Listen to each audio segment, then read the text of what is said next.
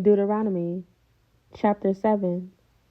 When the Lord your God brings you into the land you are about to enter and occupy, he will clear away many nations ahead of you: the Hittites, Girgashites, Amorites, Canaanites, Perizzites, Hivites, and Jebusites. These 7 nations are greater and more numerous than you. When the Lord your God hands these nations over to you and you conquer them, you must completely destroy them. Make no treaties with them and show them no mercy. You must not intermarry with them. Do not let your daughters and sons marry their sons and daughters, for they will lead your children away from me to worship other gods. Then the anger of the Lord will burn against you, and he will quickly destroy you. This is what you must do. You must break down their pagan altars and shatter their sacred pillars. Cut down their Asherah poles and burn their idols, for you are a holy people who belong to the Lord your God.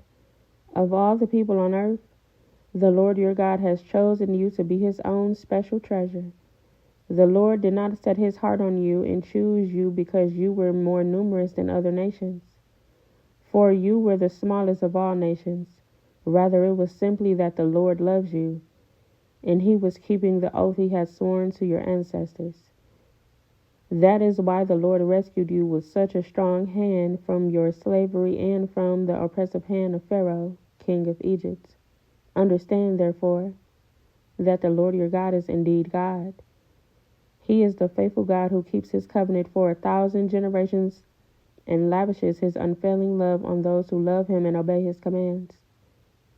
But he does not hesitate to punish and destroy those who reject him. Therefore, you must obey all these commands, decrees, and regulations I am giving you today. If you listen to these regulations and faithfully obey them, the Lord your God will keep his covenant of unfailing love with you, as he promised with an oath to your ancestors. He will love you and bless you, and he will give you many children.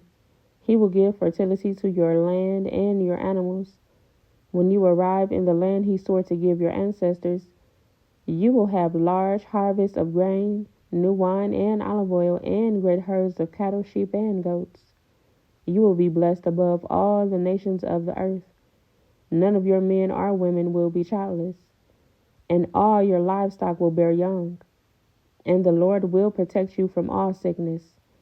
He will not let you suffer from terrible diseases you know in Egypt, but he will inflict them on all your enemies.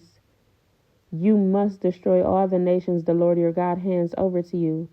Show them no mercy, and do not worship their gods, or they will trap you. Perhaps you will think to yourselves, how can we even conquer these nations that are so much more powerful than we are? But don't be afraid of them. Just remember what the Lord your God did to Pharaoh and to all the land of Egypt. Remember the great terrors the Lord your God sent against them. You saw it all with your own eyes. And remember the miraculous signs and wonders and the strong hand and powerful arms with which he brought you out of Egypt. The Lord your God will use this same power against all the people you fear. And then the Lord your God will send terror to drive out the few survivors still hiding from you. No, do not be afraid of those nations, for the Lord your God is among you, and he is a great and awesome God. The Lord your God will drive those nations out ahead of you little by little. You will not clear them away all at once.